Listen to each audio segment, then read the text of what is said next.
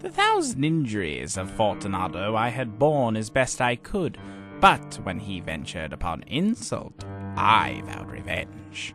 You who so well know the nature of my soul will not suppose, however, that I gave utterance to a threat.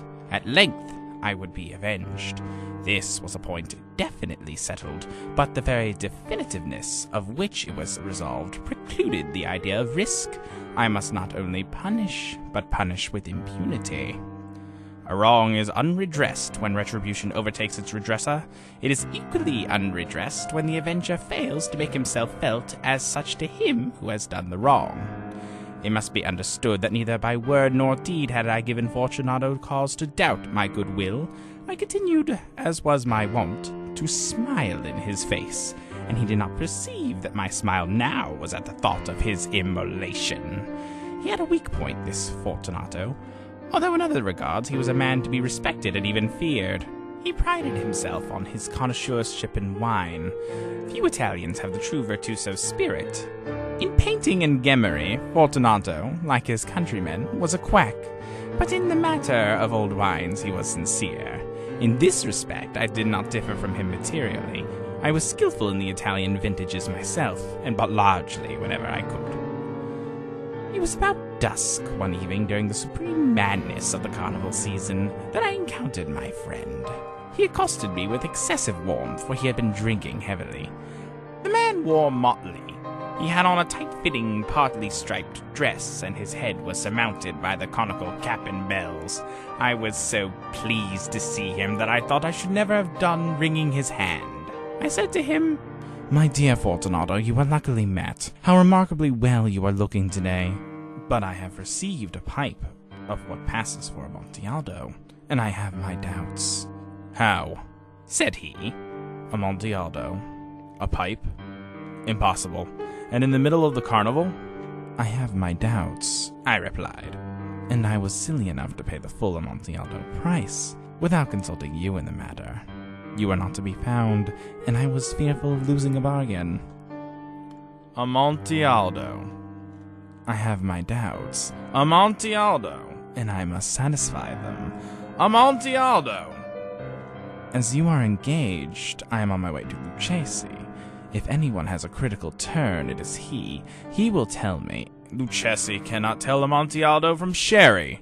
"And yet some fools will have it that his taste is a match for your own." "Come, let us go." "Whither?" "To your vaults." "My friend, no. I will not impose upon your good nature. I perceive you have an engagement. Lucchese—" "I have no engagement. Come." "My friend, no. It is not the engagement, but the severe cold with which I perceive you are afflicted. The vaults are insufferably damp. They are encrusted with niter." "Let us go, nevertheless. The cold is merely nothing. Amontillado, you have been imposed upon, and as for Lucchese, he cannot distinguish sherry from Amontillado." Thus speaking, Fortunato possessed himself of my arm. Putting on a mask of black silk and drawing a roquelaire closely about my person, I suffered him to hurry me to my palazzo. There were no attendants at home. They had absconded to make merry in honor of the time. I had told them that I should not return until the morning, and had given them explicit orders not to stir from the house. These orders were sufficient, I well knew, to ensure their immediate disappearance. One and all, as soon as my back was turned, I took from their sconces 2 flambeaux, and giving one to Fortunato, bowed him through several suites of rooms to the archway that led into the vaults. I passed out a long and winding staircase, requesting him to be cautious as he followed. We came at length to the foot of the descent, and stood together on the damp ground of the catacombs of the Montressors. The gait of my friend was unsteady, and the bells upon his cap jingled as he strode. "The pipe," said he. "It is farther on," said I. "But observe the white webwork which gleams from these cavern walls." He turned towards me and looked into my eyes with 2 filthy orbs that distilled the rheum of intoxication. "Niter?" he asked, at length. "Niter," I replied. "How long have you had that cough?"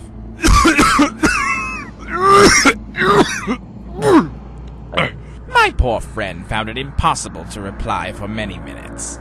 "It is nothing," he said at last. "Come, I said with decision. We will go back. Your health is precious. You are rich, respected, admired, beloved. You are happy as I once was. You are a man to be missed. For me it is no matter. We will go back. You will be ill and I cannot be responsible. Besides, there is Lucchesi. Enough, he said. The cough is a mere nothing. It will not kill me. I shall not die of a cough.